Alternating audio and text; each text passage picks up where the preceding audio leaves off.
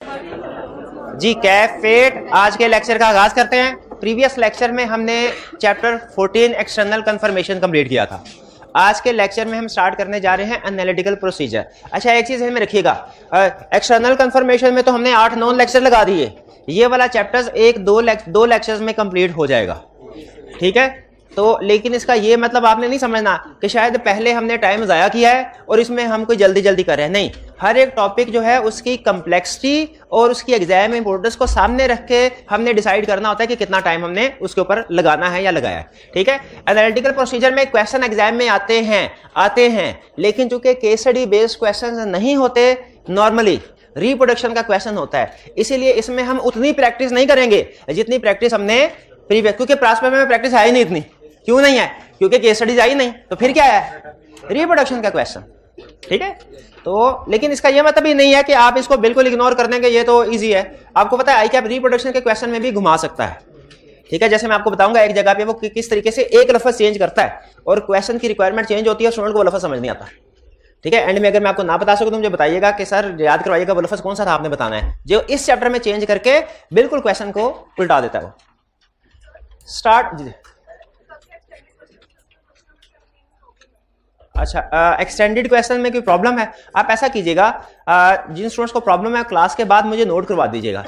अगर तो extended practice आपको पता है रिक्वायर्ड नहीं है, एडिशनल प्रैक्टिस है। अगर वो ऐसा कंसेप्ट हुआ जो ज्यादातर स्टूडेंट्स के लिए मैंने फील किया रेलिवेंट है, तो मैं कल क्लास में डिस्कस करवा दूंगा, वरना फिर इंडिविजुअल आंसर कर दूंगा, ठीक है।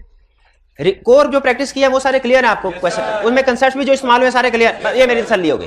अच्छा, मैं ये नहीं कह रहा कि एक्सटेंडेड प्रैक्टिस करनी ही नहीं है, नहीं ये नहीं कह रहा। मैं सिर्फ ये कहना चाह रहा हूं कि हमारे पास क्लास में टाइम नहीं होगा तो आप मुझे शेयर कर दीजिए। मुझे लगा जो क्वेश्चन ज्यादा अहम है या बाकी स्टूडेंट, वो मैं भी क्लास में करवा दूंगा एक्सटेंडेड प्रैक्टिस में से, ठीक है। मैं इसलिए कह रहा हूं, मतलब मेरे रोकने का ये मतलब ना समझिएगा कि आपने ये एक्सटेंडेड प्रैक्टिस करनी ही नहीं है।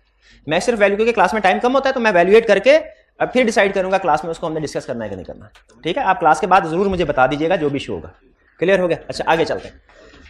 स्टडी क्या करने जा रहे हैं हम आज? चैप्टर है 15। पहले बताइए सबको नोट्स मिल गए इसके? अच्छा, ये है एनालिटिकल प्रोसीजर्स।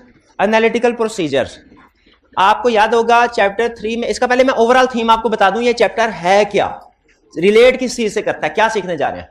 आपको याद होगा चैप्टर 3 में हमने स्टडी किया था 7 types of procedure: inquiry, observation, inspection, reperformance, recalculation, external confirmation, analytical procedure. अच्छा, ये तो वैसे 7 प्रोसीजर है, हर ऑडिटर 7 प्रोसीजर परफॉर्म करता है एविडेंस ऑब्टेन करने के लिए। उस एविडेंस की बेस पे फिर उसमें रिपोर्ट देनी होती है। लेकिन इसमें से कुछ प्रोसीजर्स ऐसे हैं जो दूसरों की निस्बत ज्यादा अहम है। जो दूसरों की निस्बत ज्यादा अहम है उन प्रोसीजर्स को हम डिटेल में पढ़ते हैं। इसीलिए इस 7 में से जो एक प्रोसीजर था एक्सटर्नल कंफर्मेशन, उसे हमने डिटेल में स्टडी किया चैप्टर 14 में एक्सटर्नल कंफर्मेशन में। और एक और प्रोसीजर एनालिटिकल प्रोसीजर, ये भी अहम है, इसको हम चैप्टर 15 में डिस्कस करेंगे। फिर इसके अलावा एक और प्रोसीजर है, वो मॉडरेटली इंपॉर्टेंट है, वो एक चैप्टर में डिस्कस होगा लेकिन पार्ट हिस्सा के तौर पे, पूरे का पूरा चैप्टर उसके ऊपर नहीं है। आज का जो लेक्चर है या ये जो चैप्टर्स है, ये हमारा बेस कर रहा है सारे का सारा एनालिटिकल प्रोसीजर पे, कि हम एनालिटिकल प्रोसीजर्स क्या होते हैं, प्रैक्टिस में इनको हम किस मकसद के लिए इस्तेमाल करते हैं और कैसे इस्तेमाल करते हैं। बेसिकली 3 ही बड़े कंसेप्ट हमने इस चैप्टर में सीखने हैं। पहला, एनालिटिकल प्रोसीजर क्या होते हैं, दूसरा किस मकसद के लिए इस्तेमाल होते हैं, और तीसरा हम इसको कैसे इस्तेमाल करते हैं, ठीक है। जैसे आपको याद होगा हमने कंफर्मेशन में भी बड़ा एक्सटर्नल कंफर्मेशन क्या होती है, ठीक है, किस किस एरिया में इस्तेमाल होती है, किस किस मकसद के लिए, किस किस एसेशन के लिए, और फिर कैसे स्टेप बाय स्टेप पढ़ा। पहले ये काम करेंगे, फिर ये करेंगे, फिर ये करेंगे। एग्जैक्टली उसी तरह एनालिटिकल प्रोसीजर्स के बारे में भी हम यही स्टडी करेंगे। एनालिटिकल प्रोसीजर क्या होते हैं, छोटे छोटे और 2-3 कंसेप्ट आएंगे, लेकिन बड़े पोर्शन क्या होगा, एनालिटिकल प्रोसीजर क्या होते हैं, ये हम किस मकसद के लिए इस्तेमाल करते हैं और इनको कैसे इस्तेमाल करते हैं, ठीक है। ये इसी को वो सिखा रहा है। डेफिनेशन या एग्जांपल्स इस हिस्से में हम सीखेंगे कि एनालिटिकल प्रोसीजर क्या होते हैं। दूसरा, यूज ऑफ एनालिटिकल प्रोसीजर, इसमें सीखेंगे हम किस मकसद के लिए इस्तेमाल हो सकते हैं, और फिर इसके बाद कैसे इस्तेमाल करना है इनको, ये भी इसमें सीखेंगे। क्या होते हैं, किन एरियाज में इस्तेमाल हो सकते हैं, और कैसे इस्तेमाल करना है स्टेप बाय स्टेप। ये वाला जो लर्निंग ऑब्जेक्टिव है ना, यूज ऑफ ये है स्टेप बाय स्टेप अप्रोच। जैसे एक्सटर्नल कंफर्मेशन आपको स्टेप बाय स्टेप बताता था, ये हम इस पूरे चैप्टर में पढ़ने जा रहे हैं। तो सबसे पहले स्टार्ट करते हैं एनालिटिकल प्रोसीजर्स की डेफिनेशन, ये क्या होते हैं। आपको याद होगा ये डेफिनेशन हमने चैप्टर 3 में पढ़ ली है क्या। अच्छा मुझे सारा वर्ड टू वर्ड ना बताएं, मुझे की वर्ड्स बता दीजिए उस डेफिनेशन में क्या यूज हुए थे। कि ये क्या है, कंपैरिजन है और प्लॉजिबल रिलेशनशिप है।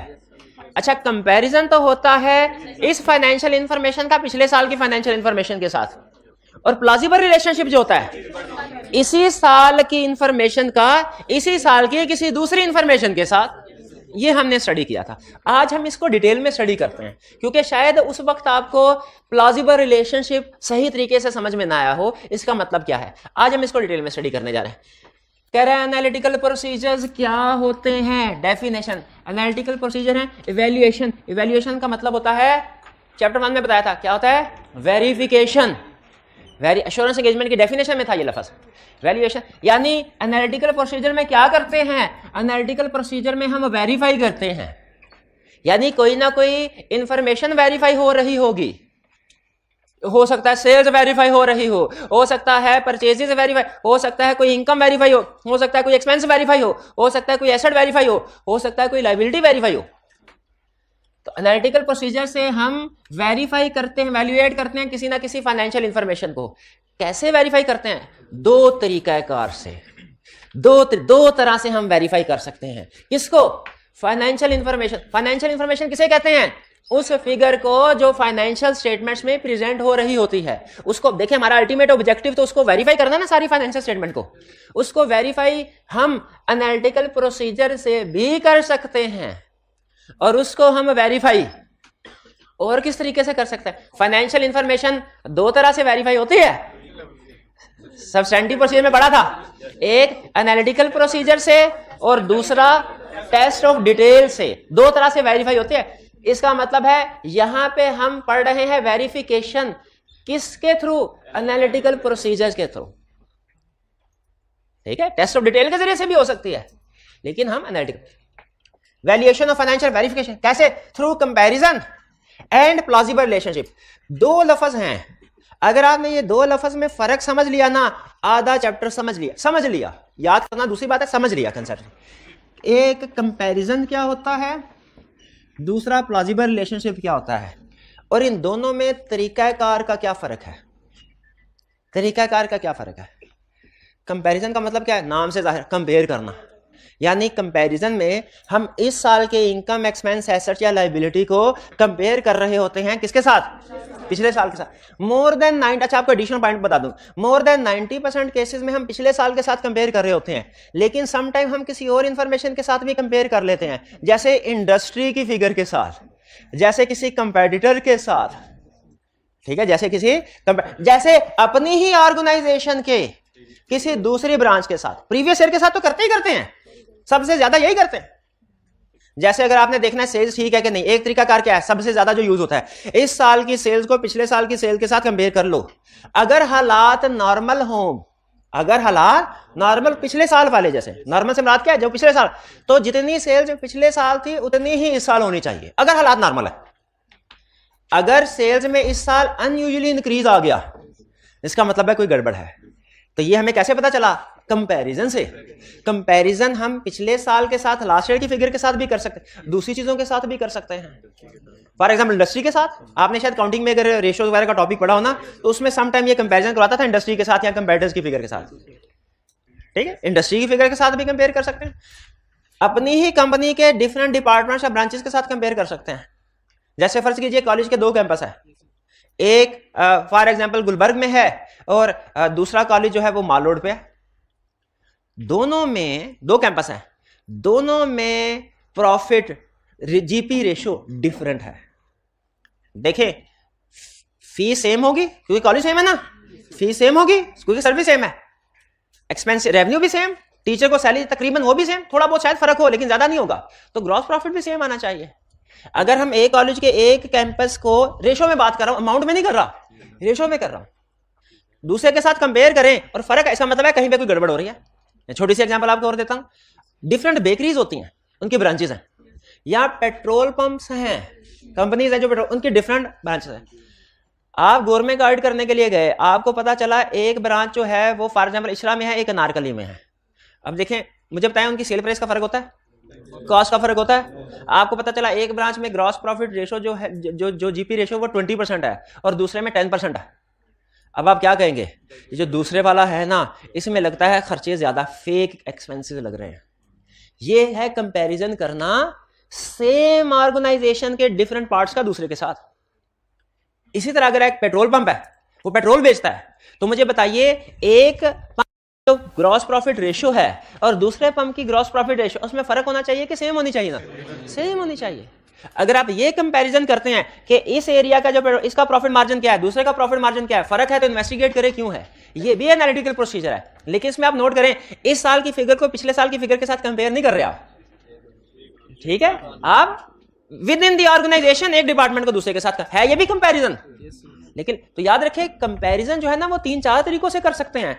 आप कंपैरिजन कर सकते हैं इस साल की फिगर को लास्ट ईयर की फिगर के साथ, वो भी कंपैरिजन है। आप कंपैरिजन कर सकते हैं इंडस्ट्री की एवरेज के साथ, वो भी कंपैरिजन है। आप कंपैरिजन कर सकते हैं एक ही ऑर्गेनाइजेशन के प्रॉफिट मार्जिन डिफरेंट पार्ट्स को दूसरे पार्ट्स के साथ, ठीक है? यह है कंपैरिजन। प्लॉजिबल रिलेशनशिप क्या, कंपैरिजन। और अब बाकी की एग्जांपल सिर्फ आपको बुक में लिखी हुई थी इसलिए दी। आपने आइंदा जब कभी कंपैरिजन का वर्ड जहन में आए ना, एक ही एग्जांपल आए, क्या भला, इस साल की फिगर को पिछले साल की फिगर के साथ कंपेयर किया जा रहा है, हमेशा सिर्फ यही एग्जांपल जहन में। अब दूसरा है प्लॉजिबल रिलेशनशिप क्या होता है। प्लॉजिबल रिलेशनशिप क्या होता है? हमारा सिस्टम डिपेंड करता है डबल एंट्री काउंटिंग सिस्टम के ऊपर। एक एरिया इफेक्ट होता है तो कोई ना कोई दूसरा एरिया भी इफेक्ट होता है, एग्री करते हैं? फाइनेंशियल स्टेटमेंट में कोई कितने एरियाज होते होंगे अंदाजन, एक टिपिकल कंपनी के 20, 25, 30 होते होंगे, ठीक है? इनमें से कुछ एरियाज ऐसे होते हैं जिनका दूसरे एरिया के साथ को रिलेशन होता है। को रिलेशन समझते हैं? एक एरिया बढ़ा तो दूसरा भी बढ़ेगा। मैथ में टर्म बोलते थे को रिलेशन, ऑडिट में बोलते हैं प्लॉजिबल रिलेशन। जो मैथ में को रिलेशन है 100% वही ऑडिट में प्लॉजिबल रिलेशनशिप। को रिलेशन क्या होता था, एक चीज बढ़े दूसरी भी बढ़े। हमें अगर ये पता चल जाए ना, ये पूरी की पूरी फाइनेंशियल स्टेटमेंट है, इनमें से कौन सी चीजें दूसरों के साथ रिलेटेड है, किनका को रिलेशन है, तो ये एक जबरदस्त इंफॉर्मेशन है जिससे हम बेतहाशा फायदा उठा सकते हैं। किस इंफॉर्मेशन से बेतहाशा फायदा उठा सकते हैं? अगर हमें पता चल जाए फाइनेंशियल स्टेटमेंट्स के अंदर कौन सी ऐसी इंफॉर्मेशन है, एरिया है या इंफॉर्मेशन है, फाइनेंशियल इंफॉर्मेशन एरिया एक ही बात, जिसका दूसरों के साथ प्लॉजिबल रिलेशनशिप है। जैसे बताइए, अगर समझ आ रही है तो बताइए। किसका? सेल्स और डेटर। बेहतरीन, ओके, करेक्ट। पहली एग्जांपल 1 बाय 1 जी, एक मिनट। परचेजेज और क्रेडिट, बिल्कुल ठीक है। और प्लांट एंड मशीनरी का डेप्रिसिएशन का बेहतरीन मिसाल दी, शाबाश। सेल्स का कमीशन ऑन सेल्स के साथ, बिल्कुल ठीक। अच्छा, बिल्कुल ठीक है। डेटर्स का प्रोविजन फॉर बैड डेट, बिल्कुल। डेटर्स बढ़ेंगे, प्रोविजन फॉर बैड डेट बढ़ेगा। अब मैं जस्टिफाई करवा रहा हूं। डेटर्स बढ़ेंगे, प्रोविजन फॉर बैड डेट बढ़ेगा, परचेजेस बढ़ेंगे, क्रेडिटर्स बढ़ेगा, फिक्स एसेट्स बढ़ेंगे, डेप्रिसिएशन बढ़ेगी। प्लॉजिबल रिलेशनशिप है दोनों चीजों में। अच्छा, अब एक एग्जांपल मैं दे रहा हूं, आपने मुझे बताना है आपकी बताई हुई एग्जांपल में और मेरी एग्जांपल में क्या फर्क है। सुनिएगा, अगर नंबर ऑफ एम्प्लॉइज बढ़ेंगे तो पेरोल एक्सपेंस भी बढ़ेगा। नंबर ऑफ एम्प्लॉइज में और पेरोल एक्सपेंसेस में भी प्लॉजिबल रिलेशनशिप है, एग्री करते हैं? तो फिर सोच के बताइए मेरी वाली एग्जांपल और आपकी एग्जांपल में क्या फर्क है। आप जो एग्जांपल दे रहे थे उसमें फाइनेंशियल इंफॉर्मेशन का दूसरी फाइनेंशियल इंफॉर्मेशन के साथ रिलेशनशिप बना रहे थे, वो भी ठीक है।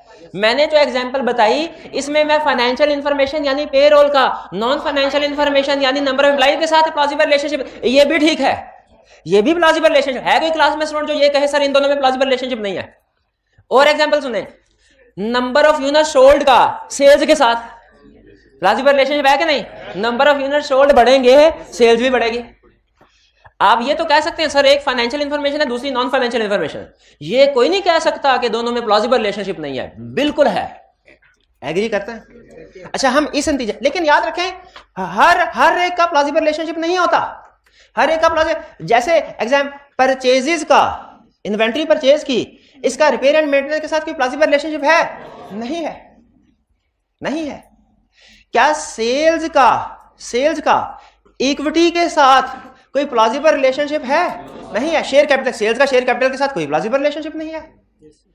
परचेजेस का कमीशन ऑन सेल्स के साथ प्लॉजिबल रिलेशनशिप है? नहीं है। डेटर्स का क्रेडिटर के साथ प्लॉजिबल रिलेशनशिप है? नहीं। तो इससे क्या हम ये देखें, मैं जिस चीज पे लेके आना चाह रहा हूं ना, उससे पहले ये चीजें साबित करना जरूरी है कि आप मेंटली कन्विंस्ड है कि फाइनेंशियल स्टेटमेंट में कुछ ऐसे एरियाज या इंफॉर्मेशन होती हैं जिनका आपस में प्लॉजिबल रिलेशनशिप होता है और कुछ ऐसी होती है जिनका आपस में प्लॉजिबल रिलेशनशिप नहीं होता। एग्री करते हैं? अब फिर अगली बात सुने, ये इंफॉर्मेशन हमारे लिए बेतहाशा फायदे का बायस कैसे बनती है? वो ऐसे बनती है कि अगर आप एक इंफॉर्मेशन को वेरीफाई कर ले तो दूसरी information with in seconds verify हो जाती है। एक ही एग्जांपल दे रहा हूं, अगर आप फिक्स एसेट्स वेरीफाई कर लेंगे ठीक है, depreciation expense with in seconds verify हो जाए। कैसे? उसके ऊपर परसेंटेज लगाते। आपको हर एक एसेट के ऊपर अलग-अलग डेप्रिसिएशन वेरीफाई करने की जरूरत नहीं है। ये तरीका कार समझ आ रहा है आपको? ये है। तो ये काम का है कि नहीं एनालिटिकल प्रोसीजर? एनालिटिकल प्रोसीजर काम का कि आप सारी वेरिफिकेशन कर लेते हैं। पेरोल एक्सपेंस को वेरीफाई करने का एक तरीका तो ये है कि आप हर महीने की सैलरी शीट लेके चेकिंग करें कैलकुलेशन वगैरह ठीक हुई है कि नहीं। एक आसान तरीका भी है। क्या है? अब देखें, मैं हूं ऑडिटर, ये है क्लाइंट, मैंने इनकी फैक्ट्री का ऑडिट करना है। मैं इनके पास जाके पूछ रहा हूँ, सर जी सैलरी एक्सपेंस को मैंने वेरीफाई करना है, 12 एंट्री आ रही है, इसका मतलब है हर महीने सैलरी पे करते हैं ना? मैंने कहा सर दुनिया में ऐसे होता है, हर महीने सैलरी पे होती है। मैंने कहा अच्छा 12 एंट्रीज हैं, आपकी फैक्ट्री में एम्प्लॉइज कितने वर्कर काम करते हैं, कितना मजदूर है? 5 50, चलें 50 कर लें। 50 लिख भाई, 50 लिख। इसकी फैक्ट्री में 50 लिखना। एक मजदूर को कितनी तनख्वाह देते हैं? 10,000। गवर्नमेंट पकड़ लेगी। क्यों पकड़ लेगी गवर्नमेंट? मेरा रिस्क ऑफ फ्रॉड इंक्रीज हो गया, मैनेजमेंट इंटेग्रिटी डाउटफुल हो गई। क्यों भला? ये लॉ की वायलेशन कर रहे हैं। पंजाब गवर्नमेंट ने कहा हुआ है कम से कम 25,000 दे, ये 10,000 दे रहे हैं। 10 25 कर लो। 50 लोग थे, 50 को मल्टीप्लाई करो 25,000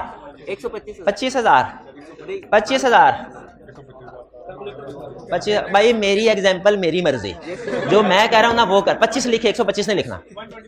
25,000 मल्टीप्लाई करो 12 के साथ। मुझे चुपके से टोटल फिगर बताओ। 303 लाख। अब देखिए, अब मैं इसको क्या कर रहा हूं सर, मैं आपकी इनकम स्टेटमेंट देखे बगैर आपका पूरे साल का सैलरीज एक्सपेंस बता रहा हूं। कितना भला? 300,000। कितना है? 3 लाख।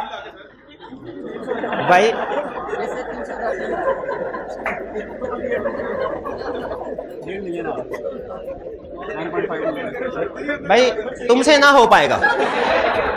छोटी सी कैलकुलेशन है। 50 एम्प्लॉइज थे multiplied by 25,000 per month salary थी, मल्टीप्लाइड बाय साल में 12 महीने होते हैं, 15 मिलियन, 15 मिलियन आ रहा है। मैंने इनसे कहा मैं आपके इनकम स्टेटमेंट देखे बगैर आपको एक जादू दिखाऊं? ना दिखाएं। मैंने कहा इनकम स्टेटमेंट देखे बगैर मैं आपको आपका सैलरीज एक्सपेंस बता दूंगा। उसने कहा बताएं। मैंने कहा 15 मिलियन। ये हैरान हो गए। अच्छा था 14.9 मिलियन था असल में, लेकिन उसने कहा सर 14.9 और 15 में कोई मटेरियल डिफरेंस नहीं है। मैं मान गया आपके जादू को। क्या ये जादू है? ये एनालिटिकल प्रोसीजर है। इसमें मैंने क्या किया? इसमें मैंने याद रखे कंपैरिजन नहीं किया, इसमें मैंने प्लॉजिबल रिलेशनशिप किया है। प्लॉजिबल रिलेशनशिप किसका? किसके साथ? नंबर ऑफ एम्प्लॉइज का पेरोल के साथ। छोटी सी कैलकुलेशन किया। अच्छा अब देखिए, एक तरीका का मुझे बताइए, मैंने अपनी एक्सपेक्टेशन डेवलप की, उसके बाद क्लाइंट की एक्चुअल फिगर के साथ कंपेयर किया। अगर ज्यादा सिग्निफिकेंट फर्क नहीं आया, छोटा मोटा फर्क आया ज्यादा, तो क्या मैं ये कह सकता हूं कि मेरी तसल्ली हो गई, सैलरीज एक्सपेंस बिल्कुल ठीक है? मैं कह सकता हूं ना? मैं बिल्कुल कह सकता हूं। मुझे डिटेल में हर महीने का सैलरीज एक्सपेंस वेरीफाई करने की जरूरत नहीं है, हर एम्प्लॉय की कैलकुलेशन करने की जरूरत नहीं है। मुझे मोटा मोटा पता चल गया कि ये ठीक है। क्लियर हो गई ये बात? तो ये है प्लॉजिबल रिलेशनशिप। अब मैंने आपको एनालिटिकल प्रोसीजर का इस्तेमाल बताया एज कंपैरिजन भी और एज प्लॉजिबल रिलेशनशिप भी। दोनों में फर्क समझ आ गया? अच्छा अब सवाल ये है कि एनालिटिकल प्रोसीजर में उन्होंने कंपैरिजन को अलग एग्जांपल और प्लॉजिबल रिलेशनशिप को अलग एग्जांपल क्यों बताई? अच्छा आगे चलने से पहले छोटी सी चीज कवर क्लियर कर दूं। मेरे मुताबिक 15 मिलियन आया, इनका एक्चुअल था 14.9 मिलियन। है तो छोटा सा फर्क, लेकिन फिर भी एहतियातन मैंने इनसे पूछ लिया भाईजान फर्क किस चीज का है। मैंने कहा सर जी कुछ एम्प्लॉइज ना बगैर बताए छुट्टी करते हैं, हम उनके पैसे काट देते हैं। मैंने कहा हाँ ये बात तो जहन को लगती है कि वाकई ही कुछ एम्प्लॉइज छुट्टी उनकी सैलरी काट दी जाती। मेरी तसल्ली हो गई।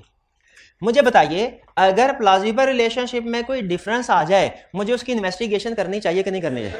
ये जब मैंने उनसे पूछा ना कि 0.1 मिलियन का फर्क किस चीज की वजह से है, ये इन्वेस्टिगेशन थी।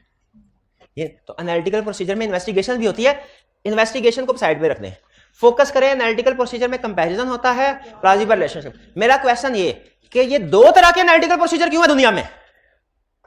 एक एनालिटिकल प्रोसीजर है कंपैरिजन, एक एनालिटिकल प्रोसीजर है प्लाजिबल रिलेशनशिप।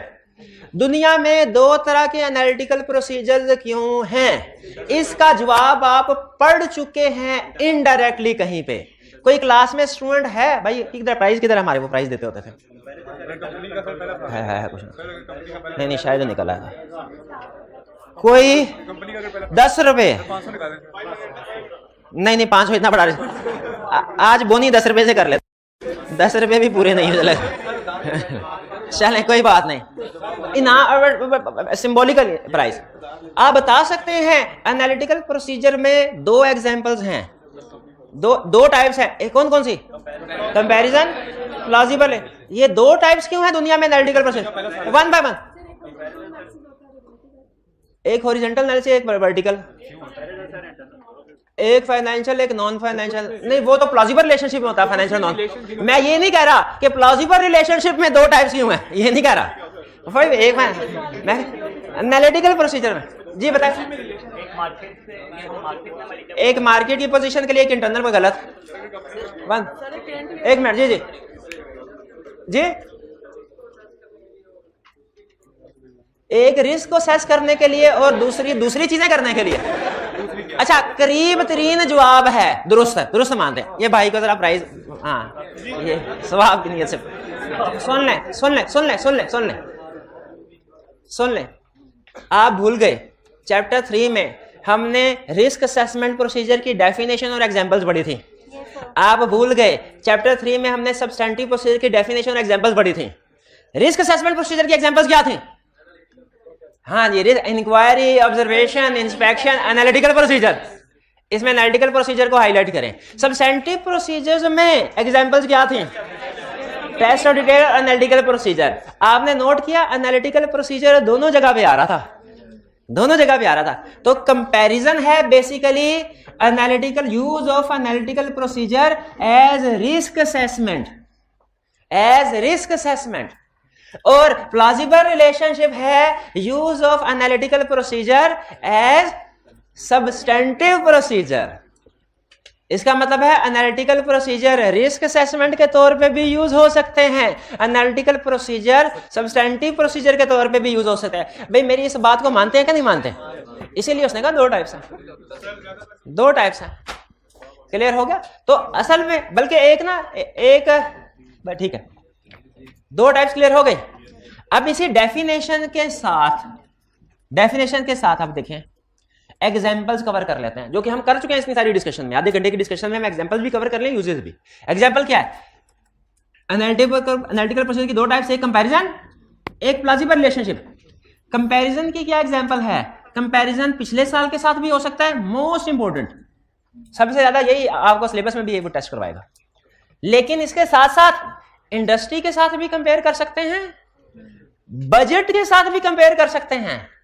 बजट के साथ, भाई बजट बनते हैं कंपनीज के, क्या कंपनी एनालिसिस कर रही होती है कि हमारा बजट था इतना एक्सपेंस होगा, ज्यादा क्यों हो गया? बजट के साथ भी कंपेयर कर सकते हैं, इंडस्ट्री की फिगर के साथ भी कंपेयर कर सकते हैं, और comparable parts of same entity के साथ भी कंपेयर कर सकते हैं, ब्रांचेस के साथ। ठीक है, कंपैरिजन की एग्जांपल समझ आ गई।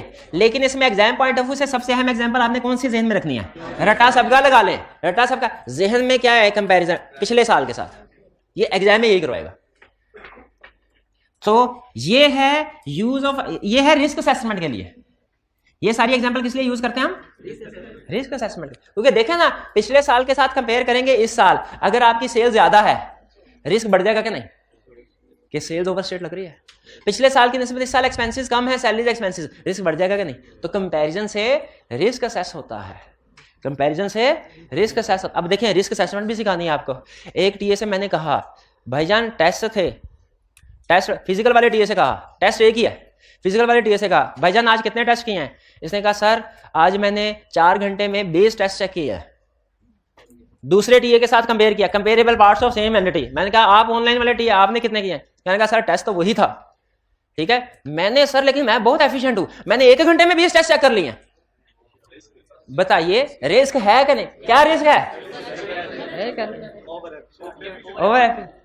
Over efficient. क्या इसने कंप्लीटनेस का रिस्क है? कंप्लीट रिकॉर्ड नहीं किएंगे। इसने किया होगा टिक्कू ऑडिट, उसे हम प्रैक्टिस में कहा, ये स्टैंडर्ड किताबों में नहीं है टर्म। टिक्कू ऑडिट का मतलब क्या है? आंखें बंद करके टिक, हर सवाल टिक, ये क्या लिखा है ओके, ये क्या लिखा है, इस सवाल के 10 नंबर, इस सवाल के 5 नंबर, इसके ये सवाल नहीं किया इसके भी 3 नंबर, ये सवाल गलत किया इसके भी 4 नंबर, ठीक है हाँ आइएगा इसके भी 4 नहीं। ये लाहौर बोर्ड का एग्जामिनर था कोरोना के दिनों में इसको अपॉइंट किया गया था। तो ये क्या है? कंपेयर करने से आप एग्री करते हैं? कंपेयर करने से अंडरस्टेटमेंट या ओवरस्टेटमेंट सामने आ जाती है। ये है रिस्क असेसमेंट। और प्लाजिबल रिलेशनशिप क्या है? प्लाजिबल रिलेशनशिप इसका मकसद क्या होता है? सब्सटेंटिव प्रोसीजर्स के तौर पे परफॉर्म करना। प्लाजिबल रिलेशनशिप में हम क्या करते हैं? जिस इंफॉर्मेशन को आपने वेरीफाई करना है ना, उसका किसी दूसरी इंफॉर्मेशन के साथ, दूसरी फाइनेंशियल या दूसरी नॉन फाइनेंशियल इंफॉर्मेशन के साथ रिलेशनशिप बनाते हैं और फिर उस रिलेशनशिप की मदद से एक चीज को वेरीफाई करते हैं और दूसरी चीज चुटकियों में हो जाती है, दूसरी चीज चुटकियों में हो जाती है। क्योंकि दोनों चीजों का आपस में रिलेशनशिप है ना, एक बढ़े तो दूसरी भी बढ़ेगी, एक कम हो तो दूसरी भी कम होगी। ये प्लॉजिबल रिलेशनशिप बहुत अहम इंफॉर्मेशन है। एग्जांपल्स क्या है प्लॉजिबल रिलेशनशिप की? फाइनेंशियल इंफॉर्मेशन की दूसरी financial, selling expense to sales. Agree करते हैं सेल्स में और सेलिंग एक्सपेंस में प्लॉजिबल रिलेशनशिप होता है? होता है। सेल्स बढ़े तो सेलिंग एक्सपेंस भी बढ़ेंगे। ये एक फाइनेंशियल इंफॉर्मेशन का दूसरी फाइनेंशियल इंफॉर्मेशन के साथ रिलेशन, प्लॉजिबल रिलेशनशिप। और नॉन फाइनेंशियल क्या के नंबर ऑफ एम्प्लॉइज बढ़ने से पेरोल बढ़ेगी, ऐसे भी होता है। ये एक फाइनेंशियल, ये भी प्लॉजिबल रिलेशनशिप है। फर्क क्या है? ये एक फाइनेंशियल का दूसरी नॉन फाइनेंशियल इंफॉर्मेशन से। क्लियर? ठीक है, तो इसलिए ध्यान में रखिएगा कि ये है। अच्छा, ये प्लॉजिबल रिलेशनशिप किस लिए यूज होता है? सब्सटेंटिव प्रोसीजर के तौर पे। कंपैरिजन किस लिए यूज होता है? रिस्क असेसमेंट के लिए। हमने प्रैक्टिस में रिस्क असेसमेंट करनी है कि सब्सटेंटिव प्रोसीजर, दोनों कर, इसीलिए तो दोनों मिसालें दे रहे हैं आपको। ठीक है, एनालिटिकल प्रोसीजर एक तीसरे मकसद के लिए भी इस्तेमाल हो सकता है, overall review. Overall review, overall, वो ये बाद में बताऊंगा ओवरऑल रिव्यू। लेकिन ये यहां पे क्यों नहीं लिखा? क्योंकि असल में कंपैरिजन ही रिस्क असेसमेंट के तौर पे भी यूज हो सकता है, कंपैरिजन ही ओवरऑल रिव्यू के तौर पे भी यूज हो सकता है। फर्क सिर्फ इतना है, अगर आप start of the audit, client की फाइनेंशियल स्टेटमेंट आपके सामने आई, आपने कहा आपने सेल्स वेरीफाई करनी है, आपने कहा इस साल की सेल पिछले साल की निस्बत कम है, रिस्क है, अंडरस्टेटमेंट। क्या ये एनालिटिकल प्रोसीजर है? कंपैरिजन के प्लॉजिबल रिलेशनशिप कौन सा? कंपैरिजन। इस साल की इंफॉर्मेशन को किसके साथ कंपेयर किया? ये है रिस्क असेसमेंट। अच्छा, अब सारा ऑडिट खत्म कर लिया, एंड पे पार्टनर को फाइनेंशियल स्टेटमेंट चेक करनी चाहिए रिपोर्ट साइन करने से पहले। पार्टनर ने कहा मेरे भी सामने फाइनेंशियल स्टेटमेंट लेके आओ। पहले तो आप उस टीम मेंबर के सामने थी ना जिसने वो वेरीफाई करना था एरिया, तो उसने स्टार्टिंग पॉइंट के लिए कंपेयर किया रिस्क आइडेंटिफाई करने के लिए। अब क्या पार्टनर भी कंपेयर करेगा कि इस साल की सेल्स और पिछले साल की सेल्स में ज्यादा फर्क तो नहीं है? सोच के बताएं, पार्टनर भी करेगा कि नहीं करेगा? पार्टनर भी करेगा। लेकिन अच्छा सुनिए जरा, पार्टनर का मकसद, ये प्रोसीजर वही है कंपैरिजन, लेकिन पार्टनर का मकसद ये नहीं है रिस्क आइडेंटिफाई करना। वो तो इसने रिस्क आइडेंटिफाई कर लिया हुआ है और एड्रेस भी कर लिया हुआ है। अब पार्टनर ओवरऑल रिव्यू, ये देखना कि पार्टनर की जो अंडरस्टैंडिंग है बिजनेस की, उसके मुताबिक ही फाइनेंशियल स्टेटमेंट है कि नहीं। आसान अल्फाज में यूं कह लीजिए, अगर comparison start of the audit किया जाए ना, तो इसका मकसद है देखना कि कोई रिस्क है तो नहीं, और अगर यही काम एंड पे रिव्यू स्टेज पे किया जाए, कंक्लूजन स्टेज पे, तो वो इस मकसद के लिए किया जाता है कि कोई रिस्क रह तो नहीं गया।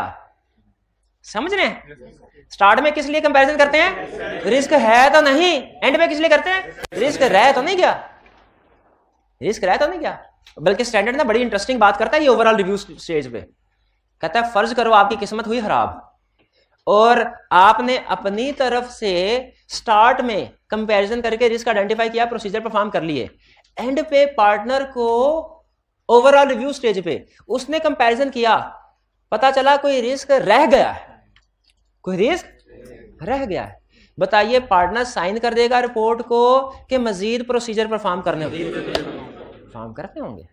तो ये जहन में रखिएगा। तो इसका मतलब कंप्लीट पिक्चर, अब आखिरी मतलब एग्जांपल थी इसके, कंप्लीट पिक्चर आपके सामने है। एनालिटिकल प्रोसीजर के यूजेस, एग्जांपल्स तो पढ़ी ना हमने, मैक्सिमम यूजेस कितने हैं एनालिटिकल प्रोसीजर के? मैक्सिमम यूजेस कितने हैं? 3। एक स्टार्ट में प्लानिंग स्टेज पे एज रिस्क असेसमेंट, दूसरी during audit as substantive procedure, तीसरी end of the audit overall review. अच्छा, जब आप पढ़ेंगे ना तो अल्फाज कुछ डिफरेंट होंगे। जैसे हमने कहा स्टार्ट ऑफ द ऑडिट, वो कहता है ना जरा टेक्निकली लफ्ज बोलो ना, मुश्किल लफ्ज, फिर पता चले। वो कहेगा प्लानिंग स्टेज। हमने कहा ड्यूरिंग ऑडिट, उसने कहा ना कोई टेक्निकल लफ्ज बोलो ना, सब्सटेंटिव स्टेज या इन परफॉर्मिंग सब्सटेंटिव प्रोसीजर। हमने कहा एंड ऑफ द ऑडिट, उसने कहा ना कोई टेक्निकल लफ्ज बोलो ना, क्या ओवरऑल रिव्यू स्टेज या कंक्लूजन स्टेज या समटाइम इसे कहते हैं रिपोर्टिंग स्टेज। तो देखें वर्ड टेक्निकल होने से ना कंसेप्ट टेक्निकल वो सिंपल ही रहता है, सिर्फ उसकी हेडिंग थोड़ी टेक्निकल कर दी जाती है ताकि लोगों को पता चले कि बड़ा टेक्निकल काम हम कर रहे हैं। अब देखिए कंसेप्ट वही है। अगर मैं कहूं स्टार्ट ड्यूरिंग एंड, आपको भी पता चल जाएगा, इवन मैट्रिक का कोई बच्चा बैठा होगा उसको भी पता चल जाएगा स्टार्ट का मतलब क्या, ड्यूरिंग का क्या, एंड का क्या। लेकिन अगर मैं कहूं planning stage, substantive stage, reporting stage, तो फिर आपको तो पता चल जाएगा, वो मैट्रिक वाले को पता नहीं चलेगा। इसलिए हम कोशिश करते हैं, बुक वाला कोशिश करता है कि हमें कंसेप्ट समझाए तो टेक्निकल वर्ड यूज करें, मतलब इसका वही होता है। समझ आ गया? उसी तरह जब आप एक्सप्लेनेशन कर रहे होंगे ना तो उसमें भी हालांकि इसका प्लानिंग स्टेज में एनालिटिकल एक मकसद है, क्या, रिस्क आइडेंटिफाई करना। लेकिन चूंकि रिस्क आइडेंटिफाई होता है, अगर आपको रिस्क असेसमेंट प्रोसीजर की डेफिनेशन याद हो, to obtain understanding of entity to assess risk, इसलिए उसने अंडरस्टैंडिंग की भी बात की है, प्लानिंग रिस्क की भी बात भी की है। सिर्फ रिस्क की बात नहीं की कि एनालिटिकल प्रोसीजर किस पर्पस के लिए यूज होते हैं, असल में पर्पस एक ही है, क्या, प्लानिंग स्टेज पे क्या, रिस्क असेस करने। लेकिन उसने क्या कहा, to obtain understanding of entity लादा पॉइंट, टू असेस रिस्क लादा पॉइंट। हालांकि असल में दोनों पॉइंट एक ही है। ये रिस्क असेसमेंट प्रोसीजर की डेफिनेशन जिस बच्चे को आती है ना उसको पता है कि दोनों पॉइंट एक ही है, क्या, क्योंकि रिस्क अंडरस्टैंडिंग ऑफ एंटिटी से ही होते हैं आइडेंटिफाई। तो इससे आपने ये ना समझिए कि इसमें ये कोई लैदा कंसेप्ट आ गया, ये कोई लैदा कंसेप्ट आ गया, ये एक ही है। सब्सटेंटिव क्या, एनालिटिकल प्रोसीजर का इस्तेमाल हम ड्यूरिंग ऑडिट भी करते हैं, सब्सटेंटिव प्रोसीजर परफॉर्म करते हुए एनालिटिकल प्रोसीजर यूज करते हैं। किस लिए? जिसको सब्सटेंटिव प्रोसीजर की डेफिनेशन याद है चुटकियों में बताएगा, जिसको याद नहीं है जितना मर्जी सोच ले नहीं बता पाएगा। रिस्क असेसमेंट नहीं, टू डिटेक्ट मिसस्टेटमेंट, शाबाश, to detect misstatement at a assertion level, शाबाश। तो अगर आपसे कोई पूछे कि एनालिटिकल प्रोसीजर का यूज क्या क्या है, क्या सिर्फ प्लानिंग स्टेज का यूज बताएंगे कि रिस्क असेसमेंट के लिए यूज करते हैं, या के ड्यूरिंग सब्सटेंटिव स्टेज का भी बताएंगे, मिस स्टेटमेंट डिटेक्ट करने के लिए यूज करते हैं। अच्छा, लाजमी नहीं मिस स्टेटमेंट डिटेक्ट हो। जैसे मैंने एनालिटिकल परफॉर्म किए, मेरा 15 मिलियन आया, इनका 14.9 मिलियन आया, मिस स्टेटमेंट डिटेक्ट नहीं हुई, लेकिन ये फिर भी एनालिटिकल मकसद था, मिस स्टेटमेंट है तो आइडेंटिफाई हो जाए, नहीं थी तो जाहिर नहीं होगी ना। इसका यह मतलब नहीं है कि मिस स्टेटमेंट डिटेक्ट ना हो तो वो एनालिटिकल प्रोसीजर ही नहीं रहता, वो रहता है। लेकिन अगर इसी एग्जांपल में मेरा 15 मिलियन है, ये इसका 20 मिलियन होता, 20 मिलियन होता, ठीक है, तो फिर हमारा 5 मिलियन फर्क ज्यादा है ना। अच्छा, आपके ख्याल में ये मटेरियल है कि इमटेरियल? हम कहते हैं भाई ये तो गड़बड़ है, तो फिर मिस स्टेटमेंट आइडेंटिफाई हो जाती है। याद रखें, कोई भी प्रोसीजर परफॉर्म हम इसलिए करते हैं कि अगर मिस स्टेटमेंट है तो सामने आ जाए, लेकिन लाजमी नहीं कि मिस स्टेटमेंट हो, लाजमी नहीं है तो सामने नहीं आएगी, लेकिन प्रोसीजर हमारा वैलिड रहेगा कि है प्रोसीजर। और तीसरा इस्तेमाल क्या है एनालिटिकल प्रोसीजर का, अच्छा ये ध्यान में रखिएगा, ये प्रैक्टिकली बता रहा हूं, आप ज़हन में आए बात ठीक है, ना आए तो इग्नोर कर दीजिएगा। ये करता है मैनेजर नॉर्मली, ये करते हैं जूनियर टीम मेंबर आप जैसे ये, और ये कौन करता है भला? पार्टनर। ये काम छोटा, ये काम है बड़ा। इसमें सर दर्द है। ये काम है छोटा लेकिन ये क्रिटिकल है, क्योंकि अगर रिस्क असेसमेंट गलत होगी ना तो ऑडिट गलत साइड पे जाना शुरू हो जाएगा। ये काम छोटा भी है और क्रिटिकल भी नहीं, इसमें सिर्फ ये देखना है कि दूसरों ने ठीक काम किया कि नहीं किया, लेकिन इस पोजीशन पे पहुंचने के लिए इन स्टेजेस से गुजरना पड़ता है।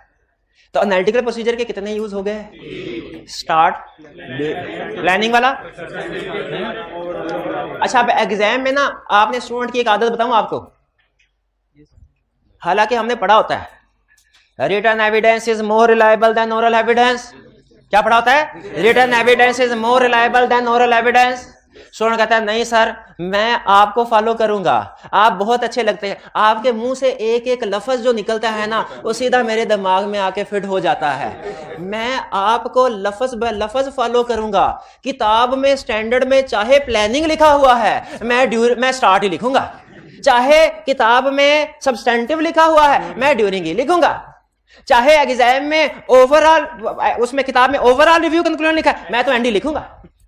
जो किताब में एग्जाम्पल दी हुई है उससे मुझे कोई लेना देना नहीं है, मैं तो जो एग्जाम्पल आपने क्लास में दी थी वही लिखूंगा। मुझे बताइए, क्लास में जो हमारी एग्जाम्पल्स होती है ना वो इनफॉर्मल एग्जाम्पल्स होती हैं, हो सकता है अंडरस्टैंडिंग के लिए आपने वो एग्जाम्पल बल्कि वो फॉलो करनी है जो लिखे हुई हैं, ठीक है, ये ज़हन में रखिएगा। टेस्ट जब टीएस सबसे बड़ा फीडबैक हमें पता क्या देते हैं, सर जो किताब में लिखा होता है ना स्टूडेंट वो नहीं लिखते, जो आपने क्लास में बोला होता है ना वो लिख रहे होते हैं। हालांकि कुछ चीजें जैसे टर्म्स हैं वो तो स्टैंडर्ड में जो लिखी हुई है टर्म्स की डेफिनेशन वो तो वही आएगी ना, वो तो वही आएंगी। सब्सटेंटिव प्रोसीजर की डेफिनेशन जो है आप लिख लें टू वेरीफाई फाइनेंशियल स्टेटमेंट्स या to detect misstatement, sir ने यही बोला था, तो वो तो मैंने कीवर्ड्स बोले क्लास में या कंसेप्ट समझाने के लिए। याद रखें, आपने जो याद करना है और जो लिखना है वो नहीं है जो मैं बोल रहा हूं, वो है जो लिखा हुआ है किताब में लिखा। क्यों भला? क्योंकि स्टैंडर्ड ने सिखाया written evidence is more reliable than oral evidence. भाई ये कहानी सारी समझ आ गई। चलिए, ये लर्निंग ऑब्जेक्टिव 1 तो हो गया, अब आता है लर्निंग ऑब्जेक्टिव 2। टाइम बिल्कुल भी नहीं हुआ, टाइम बिल्कुल भी नहीं हुआ। चले, आप थक गए होंगे, चुप रह के बैठ के हैं, थक गए होंगे। मैं खड़े हो के चल फिर के बोल के नहीं थका, आप बैठ के चुप रह के थक गए होंगे, तो थोड़ा रिलैक्स कर लें, ठीक है? हाँ जी, आप 10 सेकंड का टाइम है, खूब रिलैक्स कर लें, खूब रिलैक्स कर, ब्रेक दे, ब्रेक के बाद नेक्स्ट लर्निंग ऑब्जेक्टिव पे जाते हैं।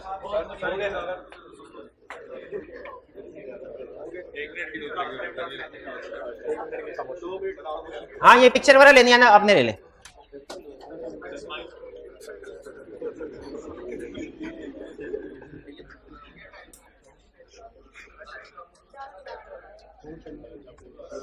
अच्छा, अब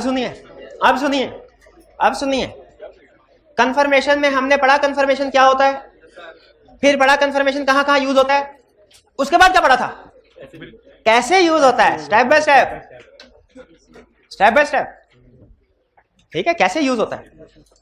तो यहां पे भी हमने पढ़ा एनालिटिकल प्रोसीजर क्या है, फिर पढ़ा कहां यूज होता है, अब कैसे यूज होता है, स्टेप बाय, उसी तरीके से स्टेप बाय स्टेप।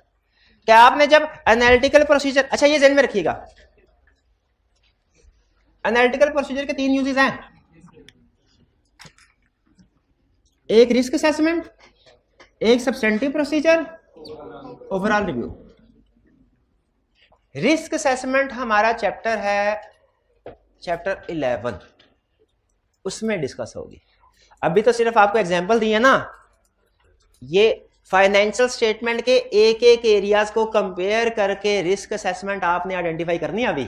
अभी तो मैं आपको सिर्फ एक एग्जांपल दे के आगे निकल रहा हूं, सेल्स की सिर्फ बार बार वही आती है एग्जांपल, पिछले साल के साथ कंपेयर करो, कम है तो रिस्क, ज्यादा है तो रिस्क। लेकिन आपने इस काबिल होना, आई कैप कहता है मेरे पास बच्चा भेजो ना, जब टीचर से कहता है बच्चा भेजो, तो वो इस काबिल हो कि फाइनेंशियल स्टेटमेंट के सारे एरियाज का कंपैरिजन करके बता सके इसमें क्या रिस्क है, ठीक है? ये ना हो सिर्फ सेल्स की एग्जांपल लेके मेरे पास आ जाए, मैं तो उसे ये भी पूछूंगा कि पिछले साल की निस्बत इस साल लोन की अमाउंट बढ़ गई है लेकिन इंटरेस्ट उतना ही है, बताओ कोई रिस्क है कि नहीं, मैं तो ये भी पूछूंगा। आई कैप कह रहा है रिस्क है कि नहीं, मैं तो ये भी पूछूंगा पिछले साल की निस्बत क्या रिस्क है इसमें, इंटरेस्ट वाली एग्जाम, लोन ज्यादा है, इंटरेस्ट एक्सपेंस वही है जो पिछले साल था, हालांकि ज्यादा होना चाहिए ना, फेक सेल रिकॉर्ड हो गई है। एक फेक लोन का रिस्क कहां से आ गया? क्लाइंट पागल है, फेक लोन रिकॉर्ड करेगा, ये खुदा का खौफ है। और इंटरेस्ट की कैलकुलेशन में गलती है, हो सकता है न्यू लोन के ऊपर इंटरेस्ट रिकॉर्ड नहीं किया, भाई ये रिस्क है कि लोन फेक रिकॉर्ड किया। अच्छा वो भी चांस है 0.000000001% के फेक लोन रिकॉर्ड किया हो क्लाइंट ने, लेकिन मुझे बताइए 80% चांस है कि इंटरेस्ट की कैलकुलेशन, इस बड़े वाले चांस को रिस्क को एग्जाम में लिखें कि वो छोटे वाले को, खुदा का खौफ। अगर मार्क्स ज्यादा है तो दोनों को लिख दें, अगर मार्क्स कम है तो किसको लिखेंगे? बड़े भाई, ये ज़हन में रखिएगा। आई कैप कहता है मेरे पास बच्चा आए ना तो उसे सिर्फ ये ना सिखा के भेजना कि पिछले साल की निस्बत इस साल सेल्स कम हो गई है तो क्या रिस्क है। मैं तो ये भी पूछूंगा पिछले साल की निस्बत इस साल डेटर्स ज्यादा हो गए हैं तो क्या रिस्क है? बैड डेट कलेक्शन नहीं हो रही। आई कैप कहता है मैं तो ये भी पूछूंगा पिछले साल की निस्बत इस साल क्रेडिटर्स कम हो गए, क्या रिस्क है? अंडरस्टेटमेंट ऑफ लायबिलिटी क्रेडिटर्स, शाबाश। तो आई कैप कहता है कि जब कंपैरिजन बच्चों को सिखाओ ना तो सिर्फ एक एग्जांपल ना सिखाओ, हर एरिया में कंपैरिजन करना सिखाओ और इंटरप्रिटेशन करना सिखाओ। हमने कहा सिखाएंगे, लेकिन इसके लिए तो पूरा चैप्टर चाहिए, वो तो इस चैप्टर में नहीं सिखा सकते हम, उसके लिए तो पूरा चैप्टर चाहिए। आई कैप ने कहा तो कोई बात नहीं, लैदा से बना दो। हमने कहा ये लो चैप्टर 11, चैप्टर 11 में क्या सीखेंगे हम? रिस्क असेसमेंट हर एरिया के। आगे चलते हैं, ये वाला हिस्सा यानी डिटेल में हमने पढ़ना है, ब्रीफली एग्जांपल के साथ कंसेप्ट बिल्ड हो गया, ध्यान में रखिए कंसेप्ट बिल्ड हो गया हमारा, लेकिन इसकी डिटेल एप्लीकेशन लैदा चैप्टर में होगी, इस चैप्टर में नहीं। इस चैप्टर में क्या होगा? सब्सटेंटिव प्रोसीजर हो रहा है। अच्छा मुझे बताइए इसमें ज्यादा सरदर्दी होती है कि इसमें? सब्सटेंटिव है, तो इस चैप्टर का ज्यादातर हिस्सा सब्सटेंटिव प्रोसीजर पे बेस कर रहा होगा कि ओवरऑल रिव्यू पे? बिल्कुल ठीक, बिल्कुल ठीक। अब सब्सटेंटिव प्रोसीजर जो है परफॉर्म करने हैं, यानी यूं कह लीजिए एनालिटिकल प्रोसीजर को सब्सटेंटिव स्टेज पे परफॉर्म करना है, तो क्या स्टेप्स हैं? ये सवाल ऐसे ही हो जाएगा जैसे मैं आपसे पूछूं कंफर्मेशन को हमने अगर यूज करना है फाइनल डेट पे तो क्या प्रोसीजर्स हैं, आप बता सकते हैं? चलें सवाब की नीयत से बता दीजिए। हाँ शाबाश, हाइब्रिड में शाबाश, शाबाश हाइब्रिड वाले बच्चों को आवाज आई, दो माइक दे, माइक दे, शाबाश। आज हाइब्रिड क्लास का ये बच्चा मेरा नाम रोशन करेगा, शाबाश शाबाश शाबाश। हाँ ये साइड भाई माइक दे दे, इनको दे दे, साथ में जो बैठा हुआ है। हाँ इसको आप अंडर एस्टिमेट कर रहे हैं, बिल्कुल। कंफर्मेशन को यूज करना है, स्टेप्स बता दें मेरे भाई, सुनिएगा जरा, स्टेप गौर से सुनिएगा। स्टेप नंबर 1, सारे खामोश। नहीं अब ये बोले, आप बोले भाई जो जवाब दे नहीं जी। स्टेप नंबर 1 डिसाइड क्या? Timing of confirmation. फिर दूसरा decide in parties to be confirmed, decide information to be confirmed, type of confirmation, obtain signature, send directly, और लास्ट क्या था? रिसीव्ड डायरेक्टली और perform procedure according to reply. यही थे ना। उसी तरह मुझे बताइए कंफर्मेशन परफॉर्म करने के स्टेप बाय स्टेप प्रोसीजर हैं, एनालिटिकल प्रोसीजर के भी स्टेप बाय स्टेप प्रोसीजर होंगे कि नहीं? बिल्कुल होंगे, बिल्कुल होंगे। क्या प्रोसीजर हैं? 5 प्रोसीजर हैं। किस्मत अच्छी तो 4, किस्मत बुरी तो 5। एनालिटिकल प्रोसीजर को एज सब्सटेंटिव प्रोसीजर परफॉर्म करना है, एनालिटिकल प्रोसीजर को एज सब्सटेंटिव परफॉर्म करना है, as substantive, as risk assessment नहीं है, एज सब्सटेंटिव। तो 5 प्रोसीजर्स हैं। प्रोसीजर सबसे पहला डिटरमिन सूटेबिलिटी, बोले determine suitability, determine suitability, determine suitability, evaluate reliability of data, evaluate reliability of data, develop precise expectation, develop precise expectation, determine acceptable difference, determine acceptable difference, investigate inconsistency या fluctuation या difference, जो मर्जी बोल लें, आपको पता। अच्छा एग्जाम में अगर उसने 6 नंबर के साथ पूछ लिया ना कि बताओ क्या प्रोसीजर्स हैं जब आप परफॉर्म करेंगे एनालिटिकल प्रोसीजर को एज सब्सटेंटिव प्रोसीजर यूज करने के लिए, तो कीवर्ड्स याद रख लें। सबसे मैं सिर्फ कीवर्ड्स, सबसे suitability, reliability, precise expectation, acceptable difference, investigation. Investigation एक मिनट हरी मैं याद कर लो जरा, एक मिनट। एनालिटिकल सबसे suitability, reliability, precise expectation, acceptable difference, investigating difference, अगर कोई बड़ा डिफरेंस आ जाए, ठीक है। अच्छा, मेन कंसेप्ट आपको बता देता हूं, डिटेल में कल डिस्कस करेंगे। मेन कंसेप्ट बता रहा हूं। डिटरमिन सूटेबिलिटी में क्या कह रहा है? कह रहा है भाई एक है सब्सटेंटिव प्रोसीजर, एक है एनालिटिकल के जरिए से, एक है टेस्ट ऑफ डिटेल के जरिए से। दुनिया का हर ऑडिटर चाहता है एनालिटिकल प्रोसीजर के जरिए से वेरीफाई करूं, हर ऑडिटर चाहता है। लेकिन याद रखिए उस हर ऑडिटर की ये ख्वाहिश पूरी नहीं होती। क्यों? क्योंकि कुछ एरियाज एनालिटिकल प्रोसीजर के लिए सूटेबल है, कुछ नहीं। अच्छा, मुझे ये बता सकते हैं दुनिया का हर ऑडिटर हर एरिया को एनालिटिकल प्रोसीजर से क्यों वेरीफाई करना चाहता है? इसमें टाइम कम लगता है। टेस्ट ऑफ डिटेल में डिटेल वर्क करना पड़ता है, टाइम ज्यादा लगता है। टेस्ट ऑफ डिटेल में सैंपल सेलेक्ट करना पड़ता है। टेस्ट ऑफ डिटेल में सपोर्टिंग डॉक्यूमेंट्स को चेक करना पड़ता है। एनालिटिकल प्रोसीजर में सिर्फ एनालिसिस करना पड़ता है, सिर्फ रिलेशनशिप देखना पड़ता है। यानी आप थोड़ा सा अगर सोचे ना, एनालिटिकल प्रोसीजर सिर्फ फाइनेंशियल स्टेटमेंट आपके सामने हो, आप फिर भी परफॉर्म कर सकते हैं। लेकिन टेस्ट ऑफ डिटेल्स के लिए आपको वाउचर्स पे जाना पड़ता है। तो पहला असूल ज़हन में रखिए, वो जो किताबों में लिखा है वो बता रहा हूं, फिर एक दूसरा असूल बताऊंगा जो किताबों में नहीं लिखा हुआ। जो किताबों में लिखा वो क्या है कि आप पहले ये देख लो जिस एरिया पे एनालिटिकल प्रोसीजर परफॉर्म करने जा रहे हो उस पे सूटेबल भी है कि नहीं। ठीक है, कुछ एरियाज में एनालिटिकल प्रोसीजर सूटेबल होते हैं, कुछ में नहीं होते। ये देख लो सूटेबल है कि नहीं। अगर सूटेबल है तो फिर करो। जैसे आप एक क्लाइंट गाइड करने के लिए गए, वो सेल करता है जो चीज, एग्जाम्पल कॉलेज को ऑडिट करने के लिए आए, आपने इस क्लास का रेवेन्यू एस्टिमेट करना है। अभी तरीका बताता हूं। फीस देखेंगे, नंबर ऑफ स्टूडेंट से मल्टीप्लाई कर देंगे। लेकिन ये उस वक्त सूटेबल है अगर सबकी फीस सेम हो। अगर किसी की फीस 25,000 है, किसी की 20,000 है, किसी ने ज्यादा सब्जेक्ट उठाए उसे हमने 16,000 में फिट कर दिया। किसी ने कहा सर हालात टाइट हैं, हमने कहा ये लो जाना कहीं नहीं है, बैठना इधर ही है, 12,000। ठीक है, लेकिन वो कोने पे जाके बैठ जाना है जिधर ना आवाज पहुंचे ना तस्वीर पहुंचे है भाई, जैसी फीस वैसी सर्विस। अब मुझे खुद बताइए, अगर प्राइस डिफरेंट है तो एनालिटिकल प्रोसीजर सूटेबल है कि नहीं? नहीं है। कह रहे सबसे पहले यही देखो, आप मार्केट में जाए ना, ईद पे गए होंगे जूती लेने, कपड़े लेने। कुछ शॉप्स ऐसी होती हैं, जूती खरीदने जाए शॉप्स है जिनमें फिक्स प्राइस शॉप, कुछ ऐसे होते हैं जिसमें बार्गेनिंग होती है। जिस पे बार्गेनिंग होती है उस पे बताए एनालिटिकल प्रोसीजर सूटेबल है, जो फिक्स प्राइस है उधर है। तो इससे एग्री करते हैं कि हर एरिया एनालिटिकल प्रोसीजर के लिए सूटेबल नहीं है। सबसे पहले देखो, आपने देखना है कि एनालिटिकल प्रोसीजर के लिए सूटेबल है भी कि नहीं। अगर सूटेबल है तो फिर देखो आपके पास रिलायबल डाटा है कि नहीं। आपने नोट किया, ये एग्जांपल के ऊपर वापस आता हूं। एक एग्जांपल है सेलिंग एक्सपेंस टू सेल्स। अगर आप सेलिंग एक्सपेंस पे एनालिटिकल प्रोसीजर परफॉर्म करना चाहते हैं ना, तो इसके लिए जरूरी है कि आपके पास सेल्स की फिगर मौजूद हो और ये वेरीफाइड हो। दोनों में से एक चीज वेरीफाइड हो, तभी तो भाई एक इक्वेशन में एक वेरिएबल अननोन है ना, तो वो आप कैलकुलेट कर सकते हैं, तो फिर नहीं कर सकते। इन दोनों में से एक इंफॉर्मेशन वेरीफाइड है ना, तो दूसरी वेरीफाई कर सकते हैं। दोनों वेरीफाइड है, फिर एनालिटिकल प्रोसीजर नहीं चलेगा।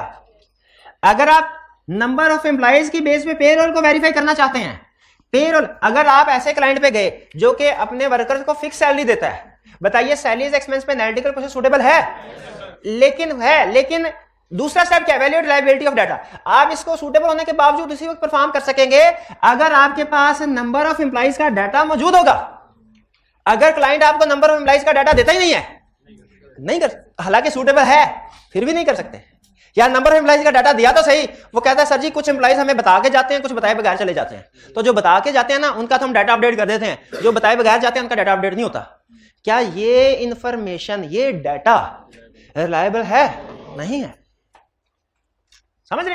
पहला सूटेबिलिटी किसकी देखनी है?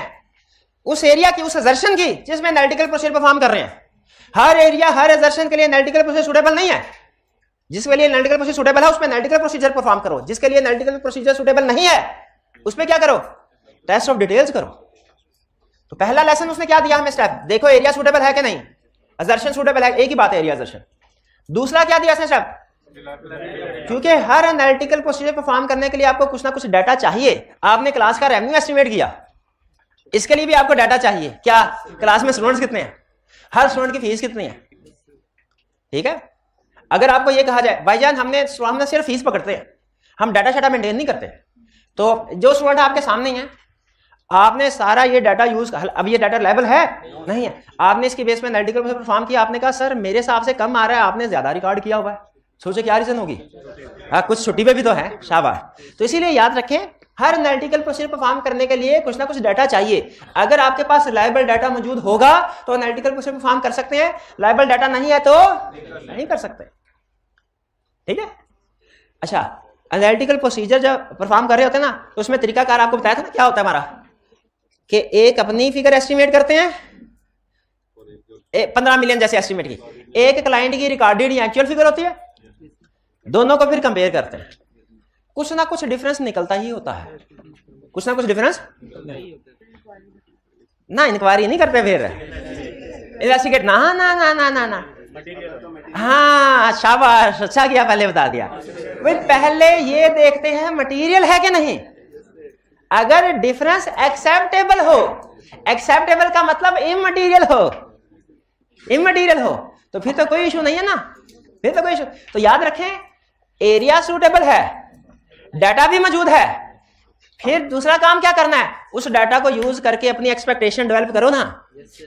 उस डाटा को यूज करके हमने अपनी एक्सपेक्टेशन कैसे डेवलप की थी, 50 employees multiply by 25,000 multiply by 12 महीने, ये क्या किया था, ये कौन सा स्टेप परफॉर्म किया था हमने, डेवलप प्रिसाइज एक्सपेक्टेशन, हमने अपनी एक्सपेक्टेशन डेवलप की थी।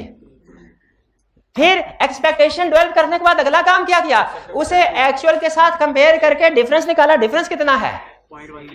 अगर हमारी किस्मत अच्छी हुई तो डिफरेंस इमटेरियल होगा, हम छुट्टी करके घर चले जाएंगे, और अगर किस्मत अच्छी नहीं हुई तो जो डिफरेंस निकलेगा वो एक्सेप्टेबल नहीं होगा। एक्सेप्टेबल नहीं होगा मतलब क्या है, इमटेरियल नहीं मटेरियल होगा, मटेरियल होगा। फिर हमें उसको फर्दर इन्वेस्टिगेट भी, फिर 5वां स्टेप भी करना होगा, फर्दर इन्वेस्टिगेट। ये 5 स्टेप्स में एनालिटिकल प्रोसीजर परफॉर्म होता है, 5 स्टेप्स में। अभी देखिए कंप्लीट नहीं किया, ये ना कहिएगा घर जाके पढ़ें तो कहें ये तो चीजें सर ने एग्जांपल पढ़ाई नहीं थी, कल फिर पढ़ाना है। लेकिन आज आप इस काबिल हो गए हैं कि ओवरव्यू आपको पता चल जाए एनालिटिकल प्रोसीजर परफॉर्म करना है, कितने स्टेप्स है, 5। पहला स्टेप क्या है, सूटेबिलिटी, देखो एरिया सूटेबल है कि नहीं। दूसरा रिलायबिलिटी, देखो वेरिफिकेशन के लिए जो डाटा चाहिए वो रिलायबल डाटा मौजूद है कि नहीं। तीसरा स्टेप एक्सपेक्टेशन डेवलप कर लो, कैलकुलेशन कर लो, अपनी कैलकुलेट, ये एक्सपेक्टेशन याद रखे ऑडिटर बना रहा है, क्लाइंट नहीं। ऑडिटर एक्सपेक्टेड कि मेरे मुताबिक सेल्स इतनी होनी चाहिए, मेरे मुताबिक पेरोल एक्सपेंस इतना होना चाहिए, मेरे मुताबिक सेलिंग एक्सपेंस इतना होना चाहिए। फिर क्लाइंट से कहता है शायद आपके मुताबिक भी इतना हो, आपके मुताबिक बताइए कितना है। एक्चुअल के साथ कंपेयर करते हैं फिर और डिफरेंस निकालते हैं। 4th स्टेप पे डिफरेंस आता है, 3rd पे एक्सपेक्टेशन डेवलप की, 4th पे उसे एक्चुअल के साथ कंपेयर करके देखा डिफरेंस कितना है। इमटेरियल है, कहानी यही खत्म।